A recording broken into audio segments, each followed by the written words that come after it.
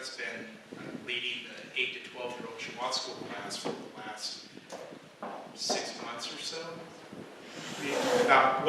Definitely through our 23 weeks through John. And she's been focusing the class on our faith, teaching the children about our faith being a reasonable faith, faith that's based on evidence. She's been taking an apologetics focus. Now, apologetics isn't saying we're sorry for what we believe in. It's defending what we believe in, being ready to give a defense to those on the outside for why we believe what we believe. And so that's been the focus she's been having with 8 to 12-year-olds. And so our topic today on the resurrection of Yeshua is very right in line with that. So we wanted the kids to be in here for this lesson. So children, I'm watching you. All right, so our topic is the resurrection of Yeshua. And I've subtitled this Historical Fact and Life-Changing Power. Historical fact and life-changing power. These two concepts are very important, and we're going to address each in order. A couple months ago, your leaders had the opportunity to go to an apologetics conference. It's actually called the Unapologetic Conference. And it was a weekend with great speakers. And one of the speakers was Dr. Michael Lacona, who has done extensive work on the resurrection of Yeshua. And I had the opportunity to be in one of his workshops. And his workshop was the history of the resurrection. And it was so impactful to me. And we got together in light of our Gospel of John series, and we're like, you know what? We need to share this information with the congregation. So a large part of what you're going to hear tonight is adapted from that workshop we attended on the history of the resurrection by Michael. But this is definitely a good follow-up to the series, the Gospel of John series. But in addition to that, this is a great prelude, if you will, to what we begin celebrating next week, and that's Passover. Because what we celebrate at Passover, in addition to Israel's freedom from slavery in Egypt and God's redemptive and rescuing power throughout the ages, we also celebrate the new covenant that Yeshua instituted in what's been called the Last Supper, which we understand and what we know to be a Passover Seder that Yeshua shared with his disciples. And that was when he was betrayed and he died for our sins, crucified. But that's not where the story ended. We celebrate also the Feast of First Fruits. The Feast of First Fruits, we celebrate Yeshua being the first fruits of the resurrection.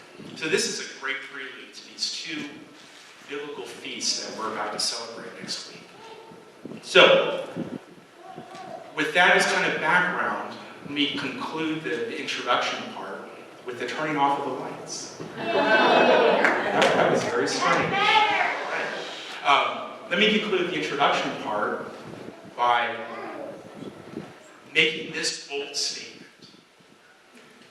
That the belief in the bodily resurrection of Yeshua is arguably the central belief of our faith. Let me say that again. The belief in the bodily resurrection of Yeshua is arguably the central belief of our faith. Why is belief in the bodily resurrection of Yeshua so important to our faith?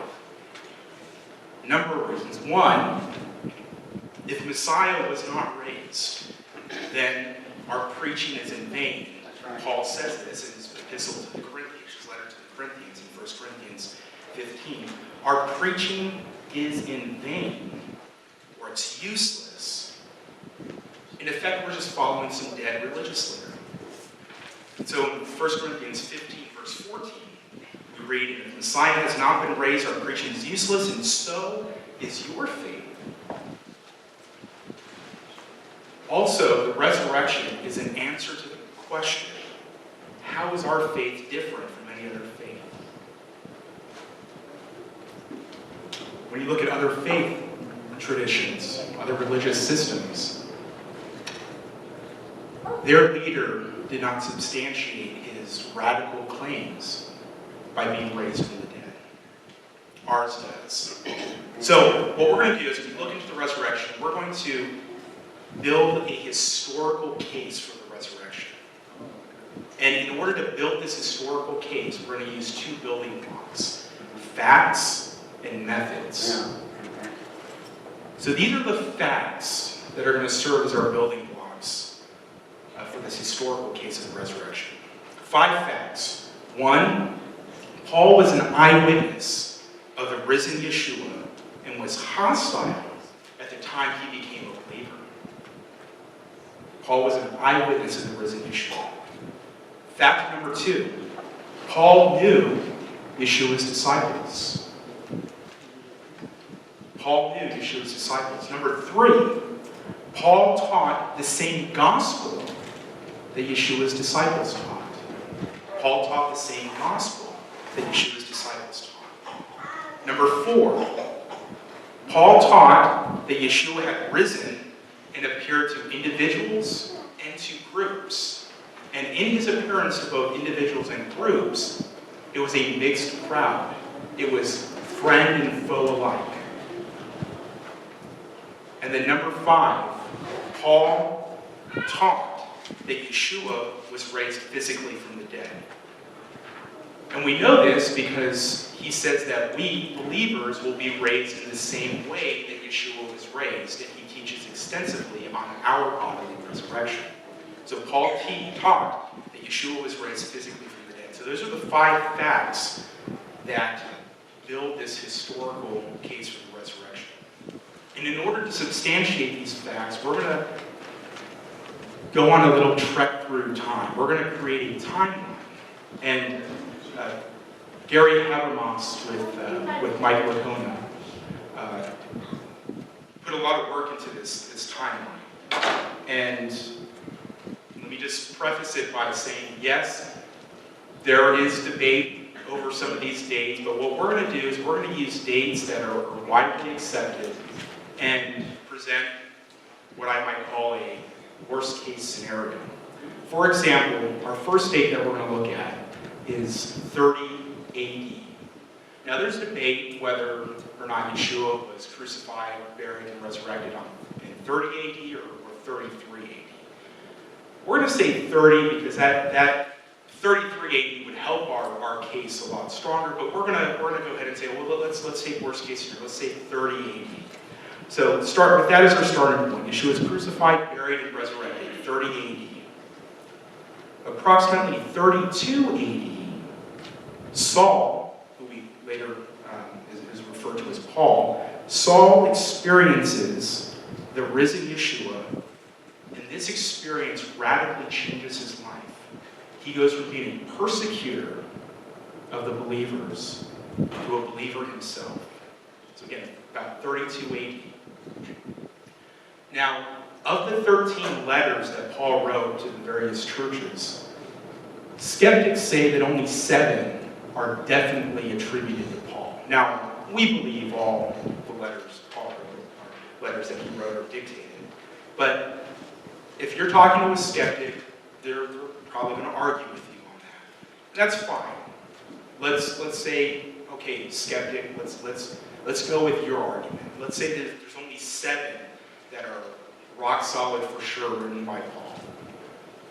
Let's look at one of those 7 undisputed letters, and that's the book of Galatians. Paul states in Galatians 1 that he goes up to Jerusalem to meet with Peter and James. James, the brother of Yeshua, who was a skeptic when Yeshua was alive after the resurrection. James becomes a believer, a follower, not only just a follower, but he becomes a leader in the community of faith there in Jerusalem. Peter, James, and John are considered the pillars of the Jerusalem church. So, Paul states in Galatians that he goes to Jerusalem to meet with Peter and James. And this is estimated about 35 AD. So this is 3 years after Paul's accepting of Yeshua. Paul's transforming experience with Yeshua. So now we're about 35 AD. Paul's purpose to going to Jerusalem to meet with Peter and James is he's going to learn. He wants to get the history of Yeshua from Peter. So we're talking about just 5 years from the resurrection. Peter is giving Paul the scoop, if you will. Now in Galatians chapter 2, Paul says again that after 14 years, he goes back to Jerusalem. Now we're not sure if this is 14 years from his salvation experience when he meets Yeshua on the road to Damascus, or if it's 14 years from his first visit with Peter. So let's use a range, 16 to 19 years then after the resurrection. Paul goes to Jerusalem to meet again.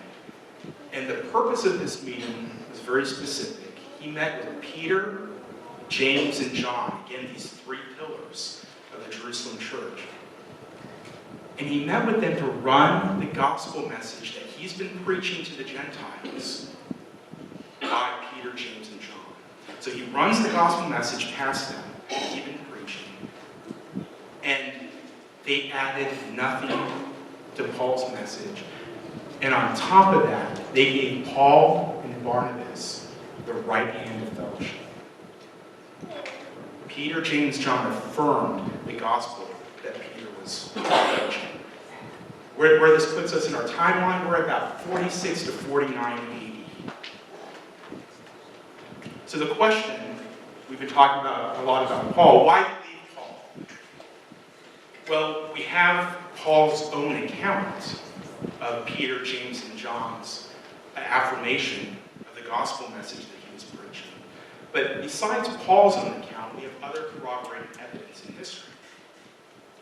2 individuals, Clement of Rome, who was a disciple of Peter, and Polycarp, who was a disciple of John. Both of these to write about Paul.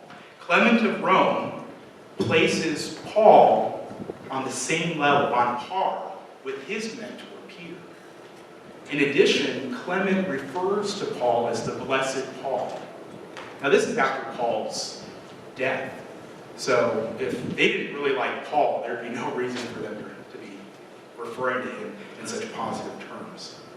Polycarp stated, and this is a quote from Polycarp's writing, that Paul accurately and reliably taught the message of truth. Paul accurately and reliably taught the message of truth. And this is John, the apostle's disciple. Polycarp, in his other writings, actually quotes from Paul's writings, and he refers to Paul's writings as part of the sacred scripture. So there's corroborating evidence that shows that we have very strong reason to believe Paul. Now, when you look at the dates of the Gospels, I'm going to give you just some standard accepted dates. Yes, again, these dates are debated and discussed, but standard dates. Mark was probably written around 65 to 70 AD. Matthew was probably written around 80 AD, Luke around 85, and John at about 95 AD. We're going to refer to Paul as our ace in the deck. Now again, here at Beth Simcha, as believers, we have very strong reason to believe in the veracity of the Gospels. Again, then when you talk to skeptics, they're around Mark holes, so on and so forth. Okay, so if you were to consider the Gospels cards in a deck, and you've been dealt a hand, let's consider the Gospels tens or jacks. Paul, however, is our ace in the deck. And this is why Paul is an ace. One, he's a non-believer. He's a source who's a non-believer. What is a non-believer? And not that he was just neutral, kind of like, oh, I'm not sure about this Yeshua stuff. He was an active opponent of the faith. When you read the book of Acts, Paul was there affirming the stoning of Stephen. Paul would go house to house and drag the believers out of their home to put them in prison. Paul petition the high priest to get a commission from the high priest himself to go to Damascus where this way was spreading and to bring believers, to go attack the believers there in Damascus. Paul was not neutral. He was an enemy of our faith. And yet, he was transformed because he was convinced that he had met the risen Lord. Another reason why Paul's an ace, he knew the apostles personally. Again, we know that he taught the same message as the apostles. And so when we conclude, or what we conclude, is that when we read Paul's writings, we can be confident that we are getting the same message that the 12 disciples of Yeshua would preach. 1 Corinthians is dated around 55 AD. 1 Corinthians actually predates the Gospels. 55 AD. Here's the key point. 25 years after the resurrection. We're talking 25 years after the resurrection. And this is what Paul does in 1 Corinthians 15. He starts addressing an issue that was rising up in the Corinthian church where the resurrection was being challenged. And he spends a considerable amount of time in chapter 15. Of course, he didn't write chapter 15. That's how we reference it today, modern reckoning. But in the 15th chapter of his letter, in the book of 1 Corinthians, he addresses this heresy that was creeping up among the believers. And in verse 3 through 8, Paul kind of changes gears. And we see some rhythm here. So let's read what he says. Verses 3 through 8. For I delivered to you as of first importance what I also received. That Messiah died for our sins according to the Scriptures, that he was buried, that he was raised on the third day according to the Scriptures, that he appeared to Cephas, that was Peter, then to the 12. After that he appeared to more than 500 brethren at one time, most of whom remain until now, but some have fallen asleep. Then he appeared to James, then to all the apostles, and last of all, as to one untimely born, he appeared to me also. Scholars recognize that this is not Paul's usual language. And the terms that are being used in this passage indicate that what Paul is doing is he is reciting an ancient oral tradition. What we consider to be the earliest doctrinal creed of our faith. And we know this because of these technical terms. What I received, I delivered. Now, how many of you have cell phones? Show of hands. Oh no, I wish. All right. What's the question? How many know cell phones? How many have cell phones? No. Okay, I thought there were more. All right. How many of you know your wife's or your spouse's phone number from memory? It's number 2. Not as many hands? No, it's number 2. That's only because voicemail is number 1. Yeah. So this is what I do. Call Perla Grogowski. Siri doesn't know how to pronounce my last name. That's what I do to call her. Now, actually, I happen to know her phone. But yeah, we don't need to use our memory as much as people in the ancient world did. The whole art of rhetoric and memorization was a life skill. You needed to use your memory. This is a formula for how people remember things. They remember things using parallelism and imagery. And we see that parallelism here. We see this rhythm. That Messiah died for our sins. That he was buried. That he was raised on the third day. That he appeared to Cephas. For that, in parallel, boom, boom, boom. And then, to support that, he appeared to a group, more than 500. He appeared to James, to the 12, and last of all, this one untimely born, he appeared also to me. So we have here the earliest doctrinal creed. And the message, this creed, so 1 Corinthians written around 55 AD. If Paul's quoting it, this has been in circulation even before 55 AD. 55 AD, worst case scenario, we're talking 25 years after the resurrection. Folks, this is not the stuff of legend. This is not mythology. This is contemporary. The evidence was he appeared to more than 500, many of which are still alive. You don't believe me? Go ask them. We still have the eyewitnesses around. Some have fallen asleep, some have died. We're only 25 years. We have eyewitnesses. And these aren't just eyewitnesses that, Yeshua, he rose from the dead. No, these were people who were willing to die for that belief. If this was not true, if they were not thoroughly convinced that Yeshua had risen from the dead, they would not be willing to lay down their lives for that very belief. So, these are the facts concerning the resurrection. What do we do with these facts? So let's move to our second building block in building this historical case, and that's methods. The methods.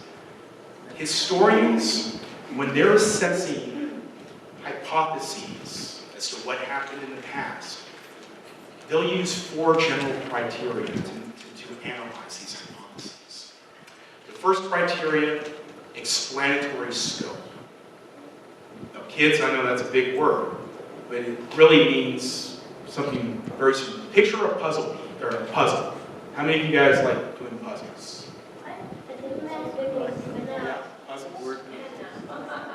Kids and grown-ups alike, we all like puzzles. Puzzles come in different forms. Our classic jigsaw puzzle. Explanatory scope means that you're accounting for every piece of the puzzle. When you put this puzzle together, you're not leaving any pieces out. You're not going to have any holes in your completed puzzle. So, criteria number 1, explanatory scope, accounting for all the facts. Number 2, explanatory power. This is where you take those puzzle pieces and you're not forcing them to fit. Anybody try to force puzzle pieces to fit? They won't do it. They won't. They won't, but some of these puzzles are kind of flimsy. You can force them to fit if you want. Yeah. When you're done with the puzzle, though, the picture doesn't quite look right, does it? No, it doesn't look like the box. Right. So a good hypothesis will have great explanatory power. It will not only just account for the pieces, but explanatory power means that the pieces fit well together. There's not ambiguity. It creates a complete picture. Third criteria, this hypothesis will be the least ad hoc. Ad hoc. Anybody know what ad hoc means? Committee, pick a committee. Yeah, it's used for committees. It's a Latin phrase. Anybody know? It means for this. So it's something like, in our committee example, an ad hoc committee is a committee that's formed specifically for a purpose. Oh. So it wouldn't be like a general budget committee. It's like a one-time event. Yeah. Right. You might have a one-time event. So you put an ad hoc committee together that's sole purpose is to work on that one event. So ad hoc, and when you look at a hypothesis and you say it's the least ad hoc, it's a hypothesis with the least amount of non-evidenced speculation or assumptions. The least what? The least amount of non-evidenced assumptions. In other words, you're not guessing, you're not coming up with facts that normally we wouldn't consider to be true. Here's an example. One ad hoc argument that I read against the resurrection. It was this professor, I can't remember if it was a professor, but anyway, this person was arguing against the resurrection. He was faced with all these facts. He was like, you know what you're saying makes sense, but you know what? I think Yeshua had a twin brother. A And he grew up, a twin brother, and he grew up, no one knew about him, but he grew up and looks exactly like Yeshua. So he's the one that died on the cross. They mistook this twin brother, put the twin brother, killed him on the cross, and so Yeshua never really died. Wow, that's pretty ad hoc. That's pulling stuff out of the hat. out of the air, out of the hat, right? You're just making stuff up. That's ad hoc. And then the fourth criteria is plausibility. This hypothesis is going to be compatible with our background knowledge. All right, I'll give you a humorous example. Yeah, that one was pretty humorous. Here's another humorous example. One of my favorite Dilbert comic strips, and for licensing purposes, I do not have it up on the screen. And yes, I did ask for written permission, and apparently they don't do that anymore. But anyway, there's a Dilbert comic strip from 2012. It's this guy who's coming to work, and he's in his boss's office, and he says, "Wow, what a day I'm having. First, my key card doesn't work, so I have to tailgate to get to the parking lot of the building. Then I get to my desk, and my network password isn't working. And then my voicemail password doesn't work. Is there anything else that won't be working today?" Boss has a grin on it, a sheepish grin. "Well..." Oh. Waiting for it. Poor guy. All right. Let me give you a real world example. And I hope you enjoy this because I was struggling with this. But how many of you, I think guys are going to relate to this a lot more. You guys think of the worst case scenario. How many of you have walked into a room like this and you sit down and like, what if somebody comes through the door and starts shooting? What if someone throws a grenade in the middle of the room? Anybody have these crazy thoughts? No. All right, I'm glad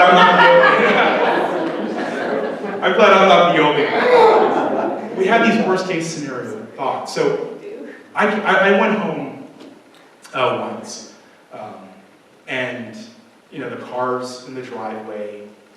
I hear the voices of my family, but I walk in the house and nobody's in the house.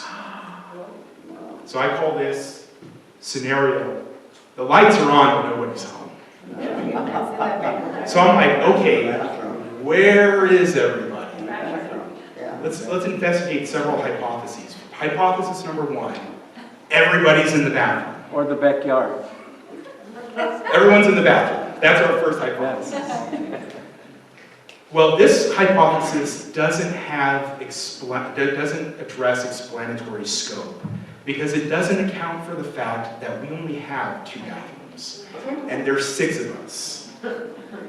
Now, even if you were to ad hoc, like, oh, everybody's just really close and they're all using the bathroom together, that doesn't have explanatory power because, that just wouldn't happen. All right, so let's throw that hypothesis out. Hypothesis number 2.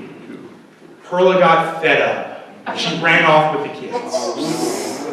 Well, again, explanatory scope. It doesn't account for the fact that the vehicle's still in the driveway.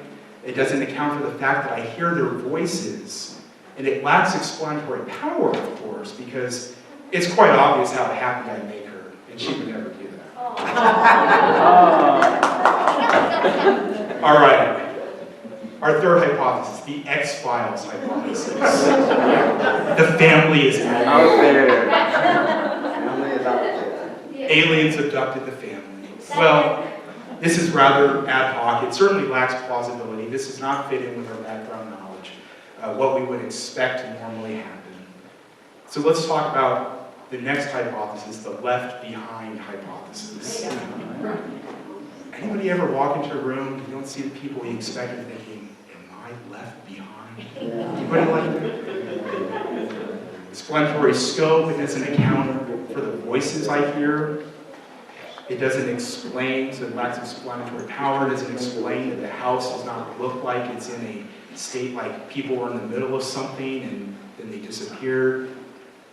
And it lacks plausibility because after I get over that initial what if, I'm like, well, no, I'm a believer, and I believe the promises of Yeshua, and I would not be left behind. That's right. So let's look at our final hypothesis. Playing in the backyard hypothesis. Playing in the backyard. Well, this hypothesis accounts for all things. I hear their voices, which our walls are pretty thin. It would be very easy to be in the house and hear their voices.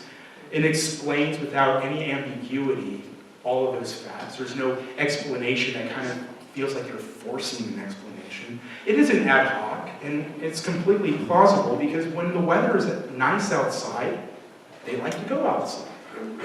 So when you look at all these hypotheses, everyone's in the backyard hypothesis meets these criteria.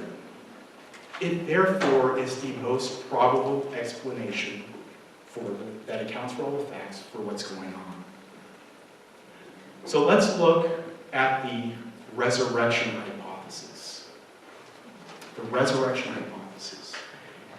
That Jesus rose bodily and appeared to people. Number one, it has explanatory scope.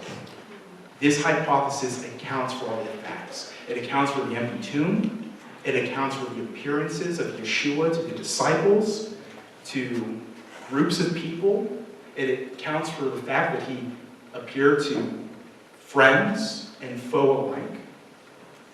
It accounts for the fact that people believed that Yeshua rose bodily, and a lot of people at that. And it accounts for the fact that people were willing to die for that belief. Not just the friends, but the foes who would come to believe this as well. This hypothesis has explanatory power. It's not ambiguous. When you look at these facts, and you say, okay, if this is my hypothesis, yes, these facts, they do fit together.